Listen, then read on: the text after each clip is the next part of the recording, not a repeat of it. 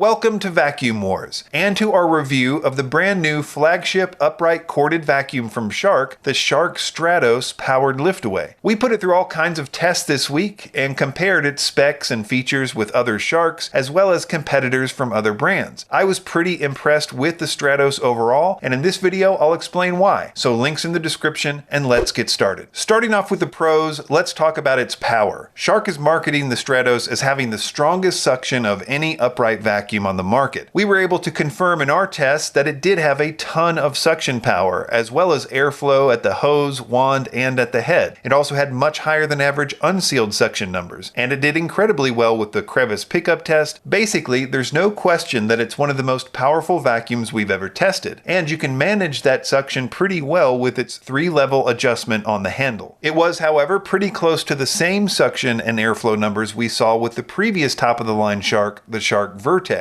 That being said, the Stratos was better than the Vertex in a key area, which was with carpet deep cleaning, where it was slightly better than the Vertex in our test. Perhaps because of the new roller design, but either way I would say that the Stratos is the best Shark Duo Clean I've ever tested for carpets. The Duo Clean head is a patented brush roll system from Shark, which incorporates a soft roller and a more traditional roller into the same floor nozzle. Soft rollers are the thing to get if you have a lot of hard floors in your house. They're amazing for picking up everything from fine stuck-on dust to large piles of debris. They can do things that other vacuums can't, and the Stratos passed every test we put it through. Basically, it really doesn't get any better in terms of vacuuming surface debris from both hard floors and carpets, though I do recommend periodically ejecting the front soft roller and cleaning the stuff that gets stuck there as a part of regular maintenance. Another thing the Shark Stratos did better than its competitors is active hair removal. This is a relatively new thing, as for most of vacuum history, rollers just got tangled with hair. But recently Shark, as well as a few others, have come up with ways to fix it. I tested it with 7 and 14-inch human hair, and I didn't even worry about spreading it around evenly like I normally do, since I just had a hunch it wouldn't matter, and indeed, even with all that, there were no tangles on the roller. Another big pro is the filtration. It has Shark's complete seal technology, combined with a HEPA filter, filtering particles down to 0.3